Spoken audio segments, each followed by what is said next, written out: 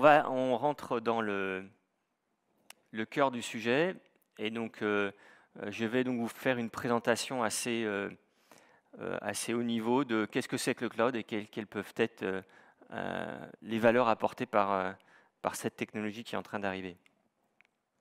Donc première question, pourquoi est-ce qu'on aurait envie d'aller sur le cloud? Alors pour beaucoup, le cloud c'est je vais aller louer une ressource, et bien souvent je dis je vais aller louer une machine sur Internet. Pour beaucoup de gens, aller sur le cloud, c'est ça. Aller louer une machine ou aller sur Internet, il faut le voir maintenant comme étant quelque chose de bien plus vaste. Le cloud, c'est un ensemble d'outils que vous allez pouvoir louer sur Internet. Et vous allez le voir, il y a énormément d'outils qui sont disponibles à la location. Ceci étant dit, l'une des premières choses que l'on va rechercher sur le cloud, c'est de la puissance.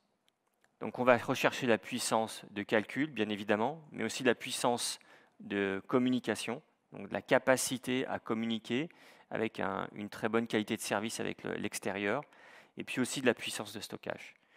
Et donc, pour pouvoir s'appuyer sur ces infrastructures, historiquement, en fait, quand on voulait plus de puissance, qu'est-ce qu'on faisait? On avait une machine, on se disait, tiens, moi j'ai besoin de plus de puissance, qu'est-ce que je fais? Je prends un processeur plus rapide. Donc pour les plus anciens d'entre vous, en fait, c'est ce qu'on faisait. Et c'est une technique qui a marché assez bien jusqu'au début des années 2000. Puis au bout d'un moment, en fait, on est arrivé sur un palier. Ça a été même un peu plus violent que ça. Moi, je m'en souviens, donc je suis développeur Java. À un moment donné, je lançais mon IDE et il se trouve que je trouvais mon IDE plus lent sur ma nouvelle machine qui était censée être plus puissante que sur l'ancienne. Pourquoi? Parce qu'au lieu d'avoir un processeur avec une fréquence très rapide, j'en avais deux en fait à l'intérieur, mais avec des fréquences plus faibles.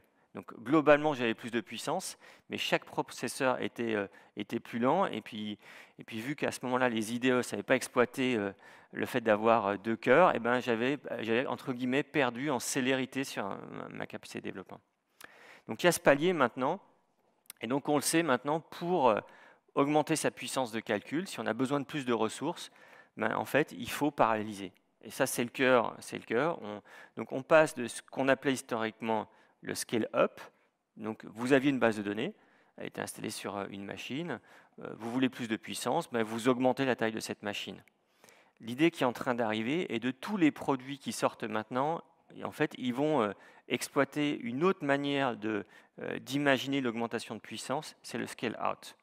Donc en français, on parle de scalabilité verticale et de scalabilité horizontale. Le cloud va vous permettre, vous offre en fait des capacités d'augmentation de puissance en vous appuyant sur la scalabilité horizontale. Alors bien sûr, sur le cloud, vous allez pouvoir louer des machines absolument incroyables. On peut louer une machine sur le cloud de 96 cœurs en fait. On peut faire ça. On peut louer une machine de 6 Tera, d'accord? Mais c'est parce qu'on a encore des vieux outils qu'on avait sur nos systèmes on-premise historiques qui étaient plutôt en scalabilité verticale, et quand on veut les déplacer sur le cloud, il faut des machines qui puissent les accueillir. Mais tous les nouveaux produits, toutes les technologies qui sont pensées maintenant sont pensées pour faire de la scalabilité horizontale et pas pour utiliser la puissance proposée par de la scalabilité verticale. Donc on verra ça au fur et à mesure de la journée. Et il y a même des produits où cette scalabilité horizontale est complètement transparente.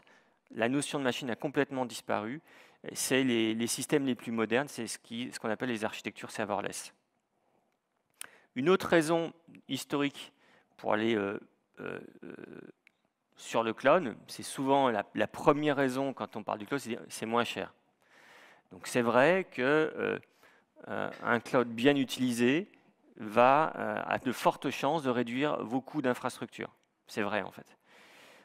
Il se trouve que quand on commence à migrer sur le cloud, si on y va uniquement pour une baisse de coûts, en fait, une baisse de coûts, ce n'est pas une création de valeur. Donc je ne dis pas qu'il ne faut pas y aller pour réduire ses coûts, mais en même temps, c'est une mesure qui est défensive. Si je fais quelque chose uniquement pour baisser les coûts, je suis plutôt en mode défensif. Moi, j'ai plutôt envie de dire, et la plupart de mes clients qui ont des des stratégies agressives de migration sur le cloud sont des clients qui sont plutôt offensifs et ils vont sur le cloud pas pour réduire les coûts, mais pour créer de la valeur. Et en fait, ils vont chercher des nouveaux espaces qui vont leur permettre d'imaginer de nouveaux services.